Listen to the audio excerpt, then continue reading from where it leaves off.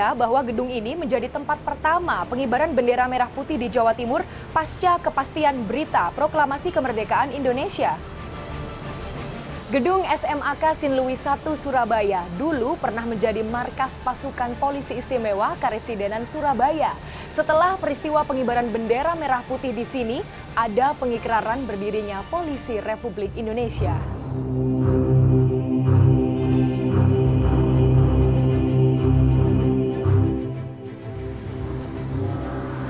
Kawasan yang kini dinamai Jalan M. Yasin Polisi Istimewa saat masa penjajahan Belanda dipenuhi dengan institusi Katolik seperti rumah sakit, gereja, dan sekolah.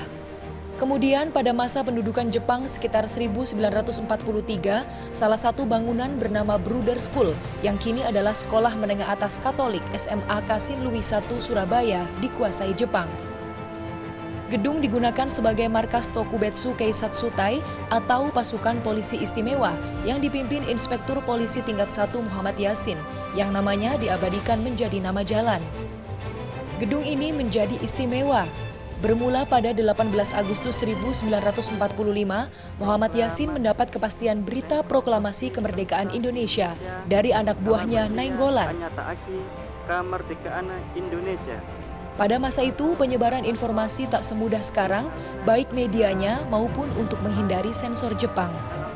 Dalam drama yang dimainkan komunitas Surabaya Juang, Nainggolan bersama rekannya bersemangat mengibarkan bendera merah putih pada 19 Agustus 1945.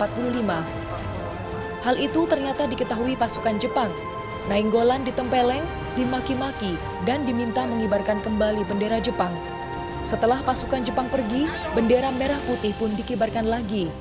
Pengibaran bendera merah putih sempat diketahui warga kampung sekitar. Ketika melihat bendera itu berkibar, terbakarlah mereka. Warga di Noyo, terutama itu kampung yang paling dekat.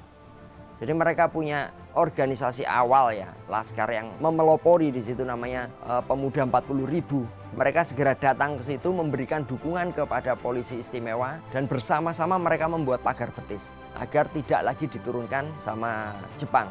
Jepang yang melihat itu mereka mengambil langkah damai ya, mereka nggak represif karena satu mereka sudah kalah perang. Itu sangat berdampak ke moral mereka sudah runtuh. Pasukan polisi istimewa di bawah Yasin menahan pimpinannya sendiri yang orang Jepang dan menguasai senjatanya. Pasukan polisi istimewa tak ingin bernasib sama dengan pembela tanah air PETA yang terlanjur dilucuti senjatanya oleh Jepang. Pada 21 Agustus 1945, polisi istimewa menyatakan proklamasi berdirinya Kepolisian Republik Indonesia. Dilanjutkan upaya menyebarluaskan berita proklamasi kepolisian dan kemerdekaan Indonesia. Pasukan ini pun terlibat dalam pertempuran-pertempuran. Polisi istimewa merupakan cikal bakal Korps Brigade Mobil atau yang kini disebut Korps Brimob. Teks proklamasi kepolisian diabadikan di Monumen Perjuangan Polri, tak jauh dari gedung SMAK Sin Luis I. Gedung SMAK Sin Luis I menjadi saksi bisu para pelaku sejarah kemerdekaan Indonesia dan telah diresmikan sebagai bangunan cagar budaya. Pak, apakah dari dulu bangunannya sama seperti ini?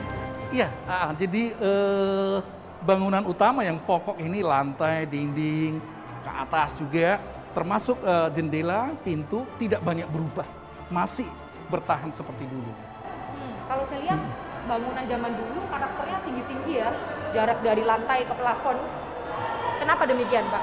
Betul, Mbak. Jadi yang membangun ini misionaris, orang Belanda yang datang dulu berkarya di Indonesia di bidang pendidikan.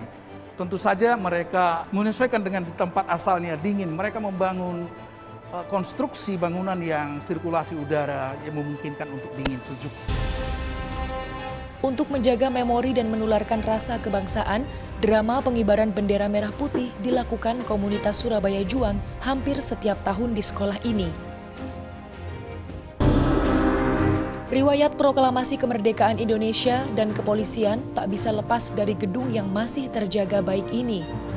Gedung SMAK Sin Luis I kini kembali seperti fungsi awalnya pada masa pendudukan Belanda, yaitu sebagai sekolah Katolik. Kanza Tamarindora, Andreas Wicaksono, Surabaya, Jawa Timur.